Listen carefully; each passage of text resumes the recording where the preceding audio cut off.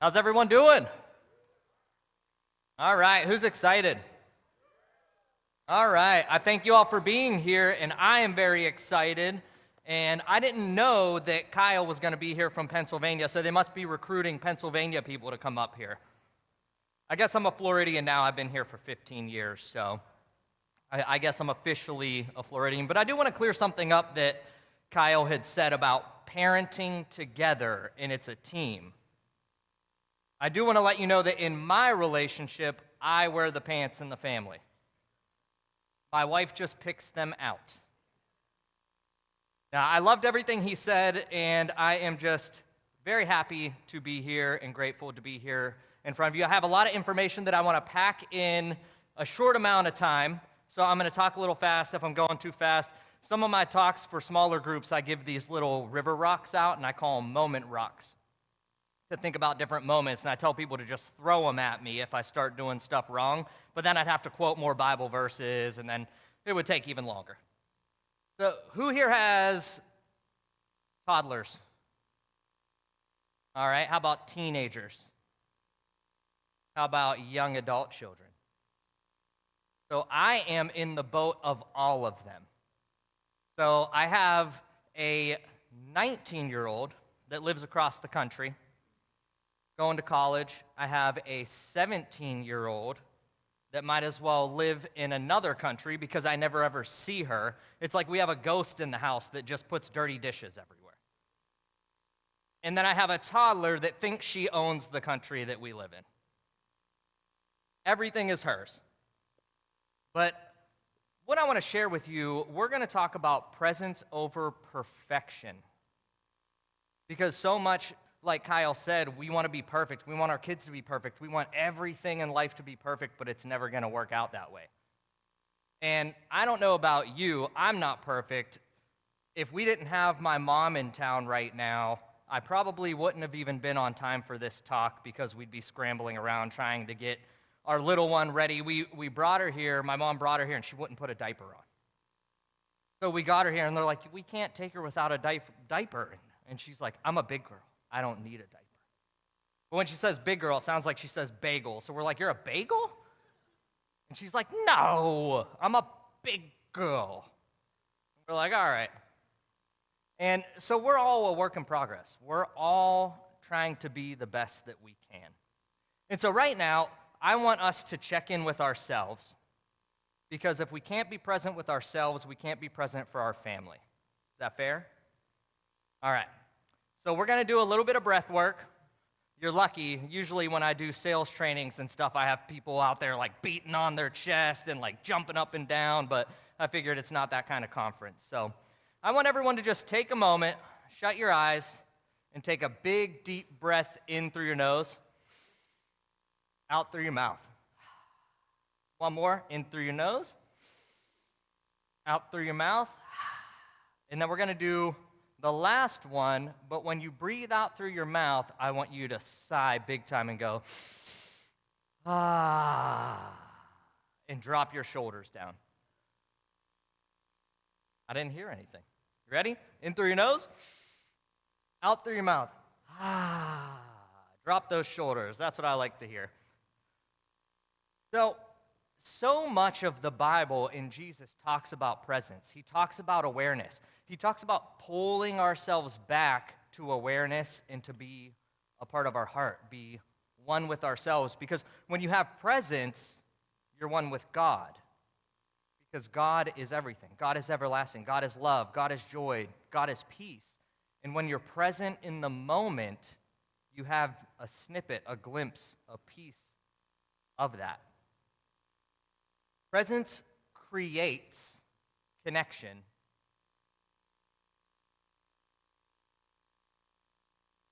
What disrupts connection? Distraction, stress, worry, anxiety. So can I have a volunteer, someone close, since we have a little bit of time? How about you? All right, give it up for her. Come on. Come on. All right, we're going to have you sit here.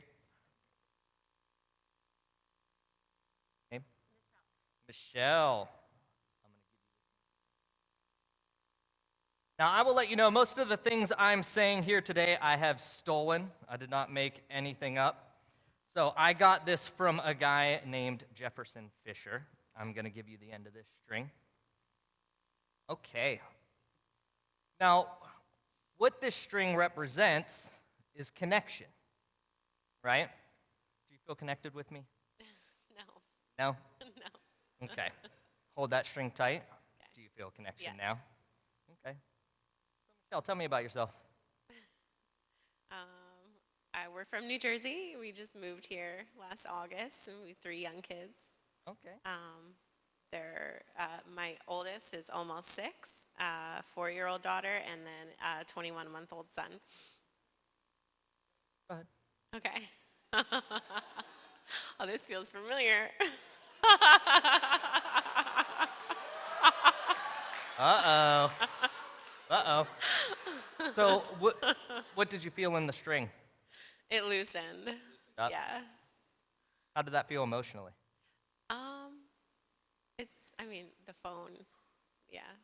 Okay. Like you weren't paying attention, yeah. Not paying attention, not here. Yeah. Well, let's hold it tight again. Okay. So what are you excited about with this conference? Just learning how to be a better parent and bring God into the home and help my kids. Go ahead. It's weird because I can feel you there, but I'm not here. yeah, you're here, but you're not here. Now, when we do this in our personal lives, we see it all the time, right? Now, if we're out to dinner, say we're dating, I'm sorry. I'm married too, it's okay. So you can let that go. Okay.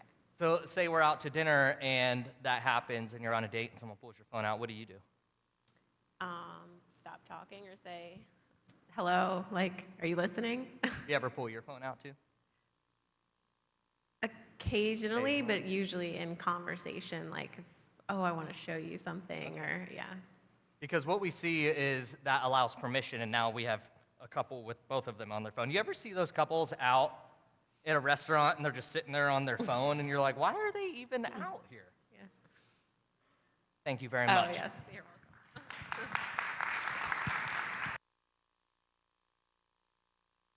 So these phones are such a distraction, right? And we see it all the time where everyone's just on their phones. And it robs us of the presence that we have with our family. It robs us of the presence that we have with our spouse. And it robs us of the presence that we have enjoying life. It's funny, my wife is a photographer, and we're the worst at taking pictures. Because we're in the moment, and we want to be there, and we don't want to stop and then pull the pictures out. We get a date night. I'm surprised we took a picture last night. We had a date night. We barely ever get that. And we're like on our way out, and she's like, oh, we need to take a picture. And we're just like in a random kind of spot. And we're like, oh, okay, date night, all right. Now, I also had mentioned things that rob presence is stress, anxiety, worry. We're constantly worried about things that aren't happening. We may be with our children, but we're thinking about work. We may be with our spouse, but we're thinking about bills. We're thinking about anything that doesn't have to do with the present moment. And it reminds me of my wife and I, when we get a chance, we go on walks around the neighborhood because we can't go too far. Sometimes we're like pushing a wagon. If we get our three-nager into the wagon with like a marshmallow so we can actually get out of the house and walk around. But if she's sleeping, we'll get the 17-year-old to come sit with her on her phone so while we can walk. And I had something recently that was very stressful for me. It was a business thing, and my wife and I finally had a moment to be out with ourselves, and we're walking and talking about this stress and anxiety of this business deal that was going on. And it made me realize how much time we waste stressing and worrying about stuff that's ultimately gonna be over sooner than we think. When we're in it, we think that we are going to be stuck in it forever, and we're not. And, Matthew 6:34 talks about, do not worry about tomorrow, for tomorrow will worry about itself. And it also makes me think about the Mary and Martha story. And I'm old school. I don't have my stuff on here. I am old school with my Bible verses, just in case anything goes wrong. I have it written down. Growing up, I used to, instead of going to daycare and stuff, I went to my grandfather's eyeglass shop. So I grew up with like a boomer running a business. So I'm not a technology guy or anything. I'm a face-to-face meeting person. So I got my mom to write these for me. I was very busy. I was stressing this morning trying to get out here. And when we stress, did you know the things that you worry about, a study shows that 85 to 91%, it doesn't even happen. So we're worrying all the time and it doesn't even happen. And so are any of you familiar with the Mary and Martha story in Luke 10:38? And so Jesus and his disciples come to Mary and Martha's, and Martha is just running around like a crazy person. And she's cleaning and she's cooking and she wants everything to be perfect and she's trying to get everything, and Mary is just down here like this with Jesus, hanging out. And Martha says, Jesus, we have so much stuff to do. Can you get Mary to help me? And Jesus says, Martha, Martha. I love when Jesus says it twice. It's like if he lived now in the South, he'd be like, bless your heart. So he says, Martha, Martha, you are worried and upset about many things, but few things are needed, or indeed only one. Mary has chosen what is better. And so what Jesus is saying is, you're worried about the food in the house and everything going on around you when you need to be present and focused right here. You're thinking about all the stuff that has to go on when everything you need is here. And it makes me think, I was telling my wife I was going to talk about this, and she's like, it's just like a dinner party. You don't even really hang out with your guests because you're so focused on getting the food right. And it made me think of, I think it was Valentine's Day one time, and I was a cook for a long time, and I made my wife this dinner, and I did surf and turf, and I did crab legs and steak. And I was like mad because the crab legs got done in the steak dinner. The steak got done, the crab legs were taking longer, and we're just happy to be together. Well, she was happy to be with me. I was over here like, if I was in a restaurant, I wouldn't be, and I'm just like griping over this like 4-course meal we are creating, and she's like, we can eat the steak first. I don't care. She's like, we could not even have any of this. Whatever. And have any of you seen, there's these movies that share stories as old as time, like the movie Click or the movie The Family Man. Have any of you seen those? It paints that picture of focusing on what's not important or wanting a different life. And we like this one. It's called Long Story Short.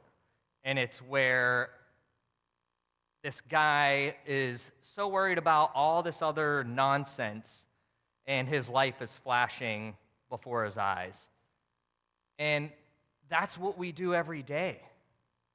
We're worried about the job and answering these emails and sending these texts, and what's most important is right in front of us.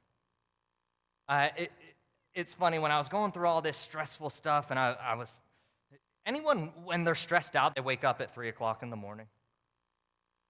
It's crazy. So I'm up at 3 o'clock in the morning, and I'm just like laying there just fuming. I'm mad, I'm upset, I'm hurt, and our 2.5-year-old sleeps in bed with us. We have tried everything the internet has said to try. We let her pick out her own blankets. And she's like, these are great in that room that I'm never gonna go in anymore. And so I'm laying there, and I'm just like so mad, and she does this turn and just smacks me in the face so hard. I mean, my wife woke up, she smacked me so hard. And it made me think, man, the stuff that's really important really does smack you in the face. And so I went downstairs, and I'm like, I'm going to meditate. And so it made me really think about that. And so to put it into perspective, the average lifespan is only 4,000 weeks. That's crazy. 4,000 weeks, and we're worried about a job that will get rid of us tomorrow and have us replaced by AI. 4,000 weeks. And think about this with your children. Your average lifespan is 4,000 weeks. The time you spend with your kids is about 19 years.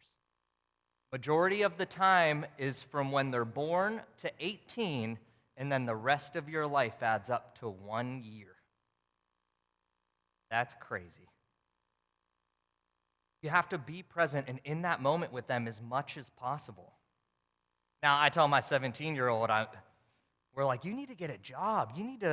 Don't you want money? Don't you want to do stuff? I don't know what's going on with this generation. That's another talk. I don't have enough time for all this. But I look at her and I go, you can't live in our basement forever. And she goes, we don't even have a basement. Exactly. Now, I'm running short of time here, but I want you to go home with a few things that can bring you back to the present moment. Because presence presents the present. If you're in the present, you are more connected with everything and everyone around you. And when you are present, presence leads to communication and connection. Now, if you're reading your Bible, you are present in the Word. You are getting communication when you pray, and you have that connection when you have the relationship with God.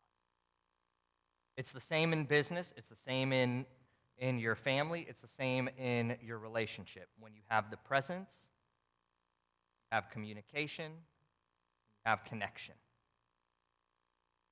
And what we like to do is check in. We check in with ourselves. We check in with our family. So Kyle said something about late night ice cream things. That's my favorite. I don't do a lot of sugar, but ice cream is like my kryptonite. I love ice cream, so I always look at my wife and I go, I'm just building connection.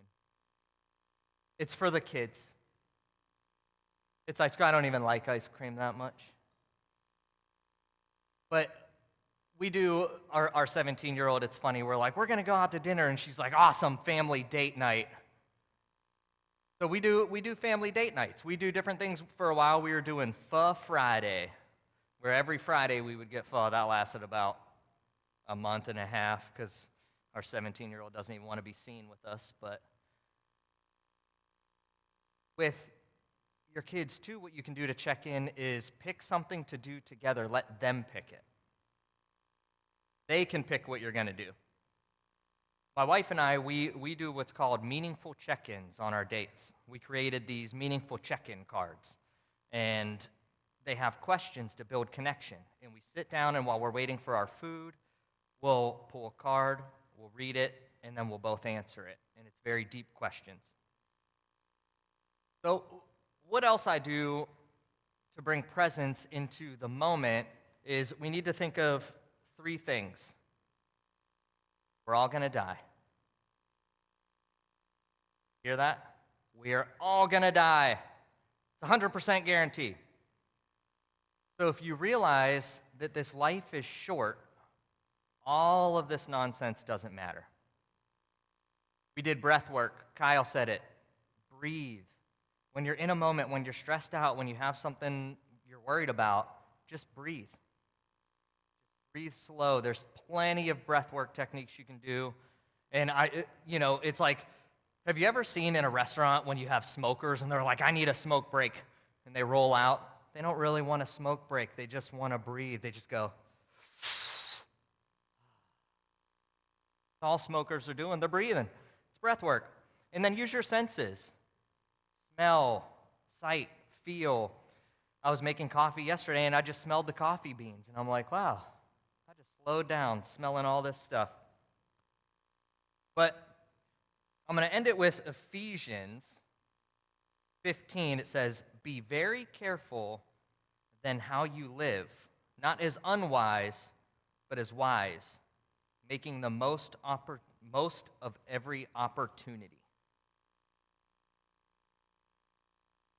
The life you're working so hard to build and the life you are looking to provide is happening right in front of you. So I'll pray us out real quick, and then we can keep moving, okay? God, thank you so much for bringing everyone together. Thank you for bringing these families, these couples together to let people know that you're not alone in everything that you're going through. Thank you for the messages that are coming. Thank you for the relationships that are being created. And thank you for your presence pouring down on us. We love you. We thank you so much. Bless everyone in this room. Amen.